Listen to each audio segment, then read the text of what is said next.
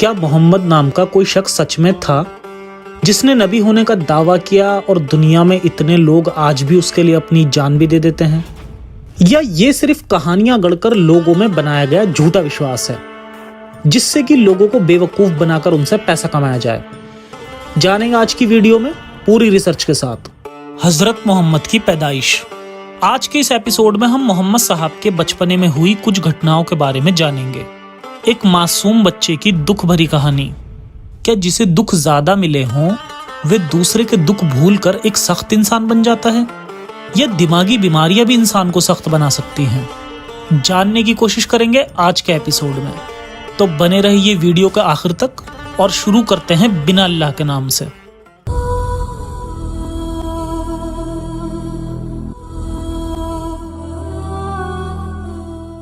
ये एक atheist channel है जो इस्लाम की सच्चाई मुस्लिम लोगों तक पहुंचाकर उन्हें ह्यूमैनिस्ट और रैशनलिस्ट बनाने की कोशिश करता है। हमारा मकसद मुस्लिम लोगों के प्रति किसी तरह की नफरत फैलाना या उन्हें नीचे दिखाना नहीं है। अब्दुल्ला यानी हजरत मोहम्मद के वालिद का इंतकाल उनकी पैदाइश के 4 या कुछ रिवायतों के अकॉर्डिंग 6 साल पहले ही हो गया था, जिसे देखकर बड़े बड़े इस्लामिक स्कॉलर्स ने खुद लिखा कि वल्लाहु आलम, यानी अल्लाह बेहतर जाने कि सच क्या है। और शायद इसी वजह से कुछ स्कॉलर्स ने यहाँ तक भी लिखा कि प्रेगनेंसी कई सालों तक की हो सकती है, जो कि साइंटिफिकली पॉसिबल नहीं है। आज के एपिसोड में हम अब्दुल्ला और अमीना के निकाह के बाद अब हजरत मोहम्मद की पैदाइश और उनके बचपने की हुई कुछ घटनाओं पर नजर डालेंगे। इनकी पैदाइश ये वो वाकया है जो कई सारे सवालों को जन्म देता है, तो आइए समझते हैं इसे। हजरत मोहम्मद की पैदाइश।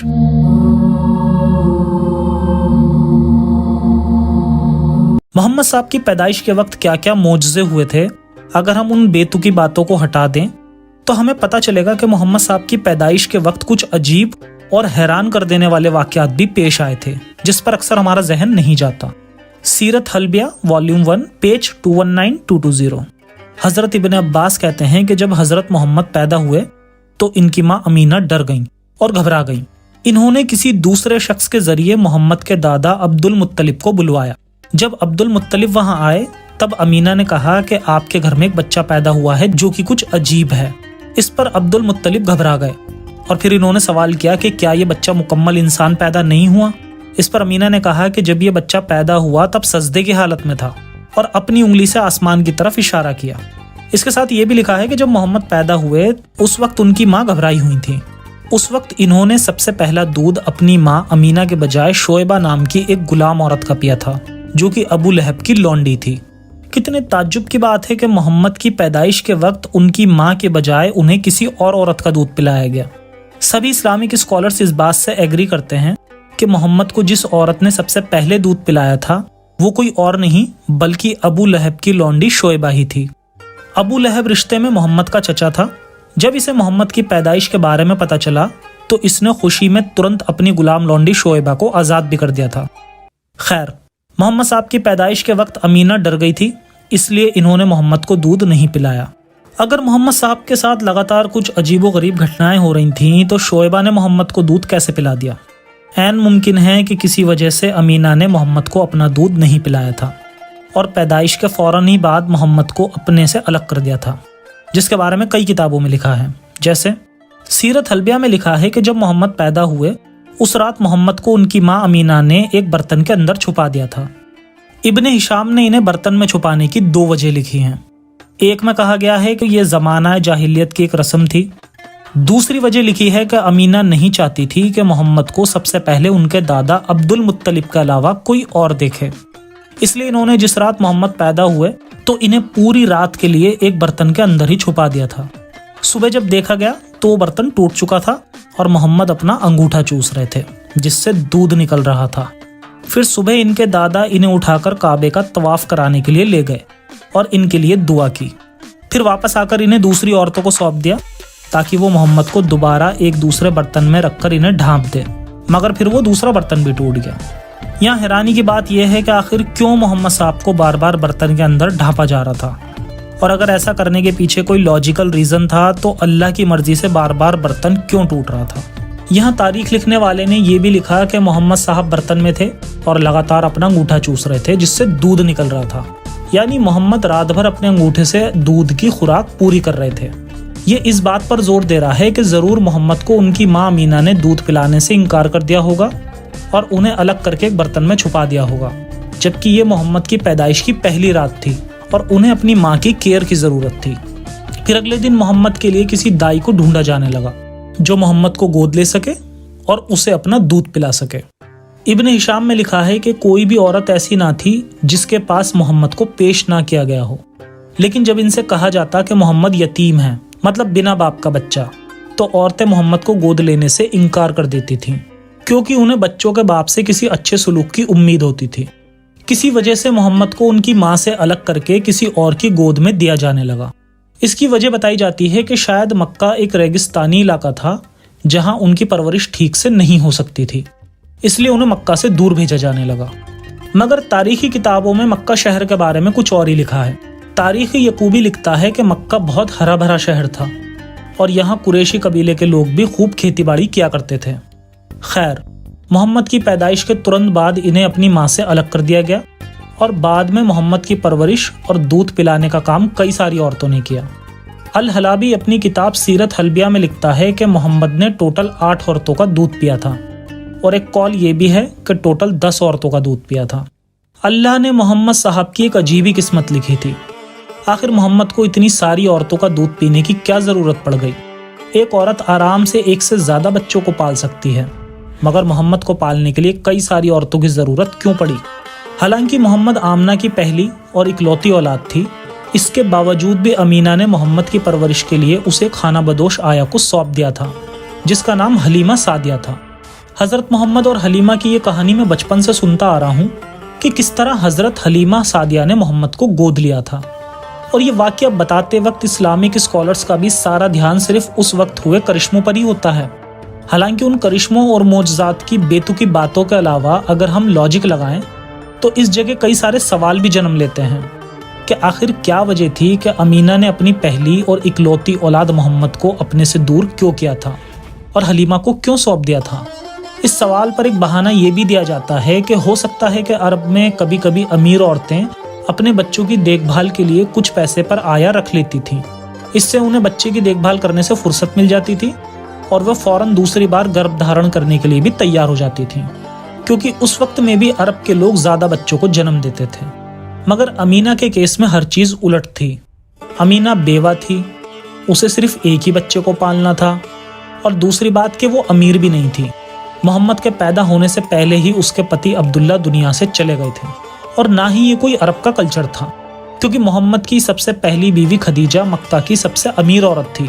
खदीजा और मोहम्मद की शादी होने से पहले ही खदीजा की 2 और शादियां हो चुकी थीं, जिससे उसके कई सारे बच्चे हुए थे और मोहम्मद साहब की शादी के बाद भी उसके कुछ बच्चे हुए।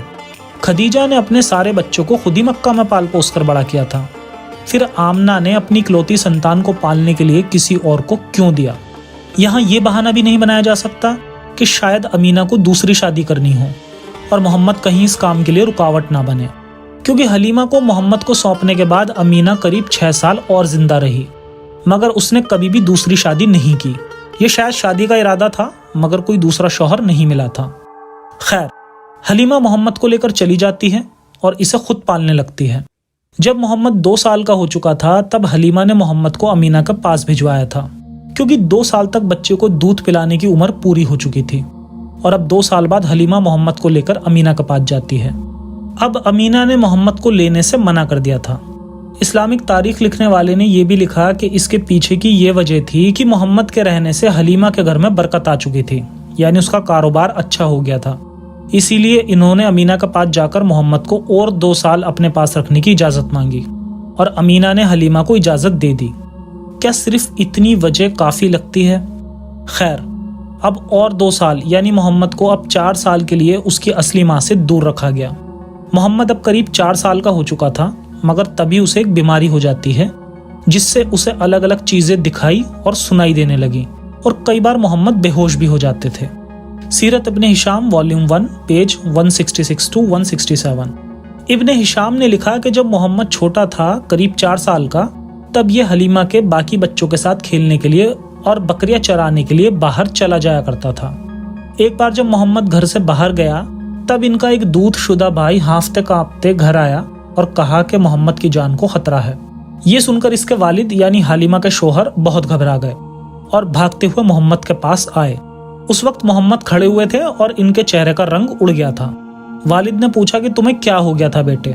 तो मोहम्मद ने कहा कि मैंने देखा कि 2 लोग मेरे पास आए और ये सफेद रंग के कपड़े पहने हुए थे। इन्होंने मेरा सीना चाक कर दिया था, मतलब काट दिया था। ये सुनकर इनका वालिद घबरा गए और हलीमा से आकर कहा कि हमें मोहम्मद को इनकी माँ के पास वापस कर देना चाहिए। मुझे डर है कि कहीं इससे पहले मोहम्मद को कुछ हो ना जाए। कुछ बायोग्राफी से पता चलता है कि 4 साल की उम्र से ही मोहम्मद साहब को मिर्गी के दौरे पड़ते थे। इब्ने इसहाक लिखता है कि हलीमा के पति ने हलीमा से कहा कि मुझे लगता है कि इस बच्चे को दौरा पड़ता है, मामला और बिगड़े उससे पहले इस बच्चे को इसके घर तक पहुंचा दें। इस पर हलीमा पूछती रही कि क्या हुआ और तब तक चैन नहीं लेने दिया जब तक कि पूरी बात नहीं बता दी गई। जब उसने कहा कि क्या उस बच्चे पर शैतान का साया है, तो मैंने इससे कहा हाँ। जब मोहम्मद बड़े हुए तो एक बार उन्होंने बचपन की इस घटना को इस तरह बताया कि सफेद कपड़ों में 2 आदमी आए जो कि फरिश्ते जिब्राइल और मिकाइल थे और उनके हाथ में एक सोने का प्याला था जिसमें बर्फ भरी हुई थी।